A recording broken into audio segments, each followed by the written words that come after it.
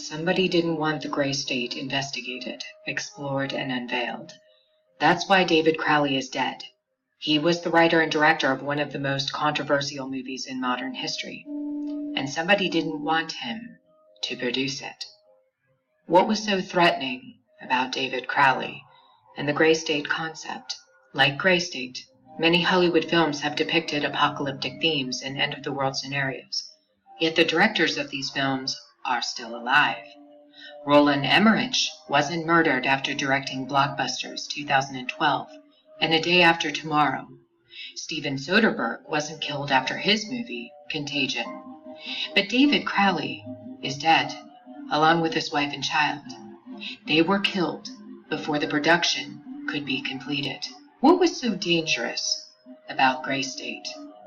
David Crowley claimed that his movie was based on real events, not Hollywood propaganda like you see in movies such as 2012. California is going down! God, you sound like a crazy person. The governor just said we're fine now. The guy's an actor! He's reading a script! So the Gray State is essentially an artistic representation of real aspects put into a fictional format. Once you open your eyes and start looking at all these trends like RFID, like martial law, like FEMA, like executive orders, you have to act within your own capacity to sort of, talk about this. A lot of people filter that into the political realm. A lot of people do other things like grassroots style. I mean, I'm a filmmaker, Danny's an actor. So we put our heads together and we started making a project that would act within our own faculty to portray that in a creative manner. So there's a story here.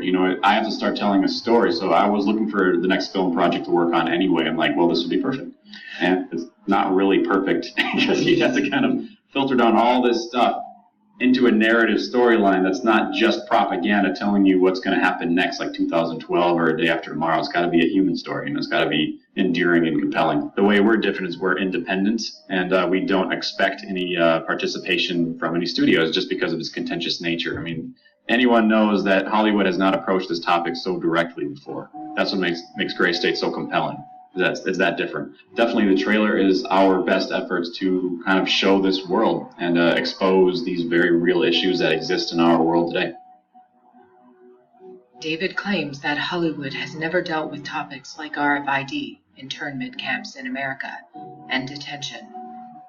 Instead, they have produced propaganda in place of real issues. When Hollywood does discuss internment and detention, it's almost always about World War II and the Holocaust. Literally thousands of films have been produced about the Holocaust, and yet one single film that addresses the potential for a Holocaust in the United States is stopped mid-production after its director is murdered. Seems a bit odd, doesn't it? They don't want Americans, Canadians, and other Western countries to know what is coming.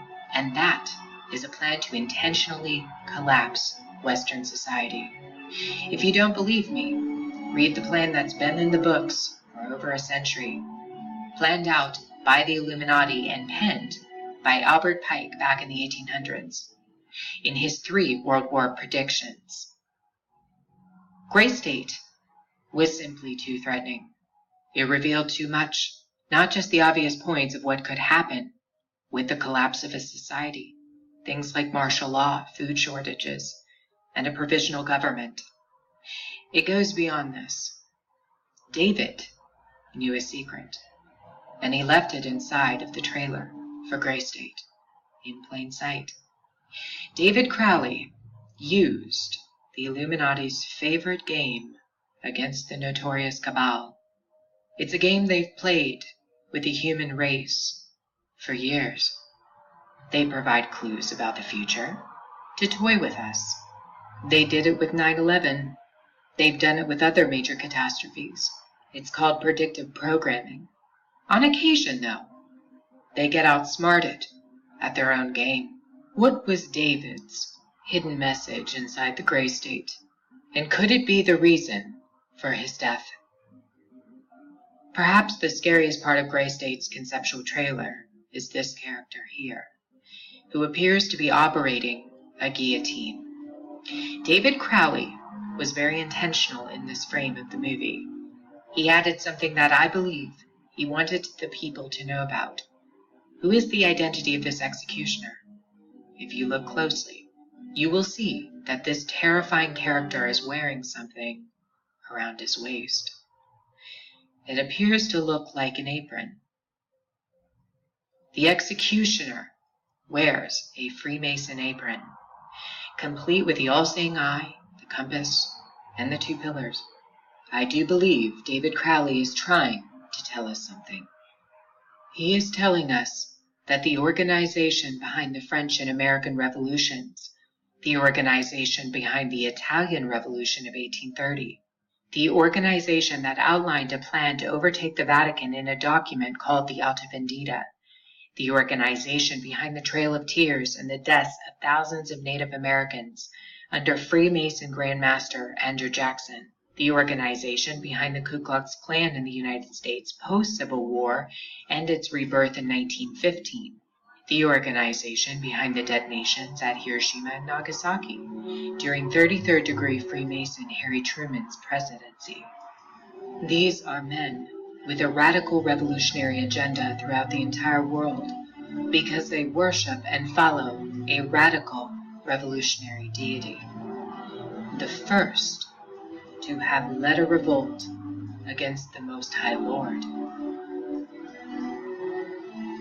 David Crowley knew something, and he was trying to warn the people. The ones behind the FEMA death camps, the guillotines, and the detention of Americans is the Freemasons. They're planning a second American Revolution.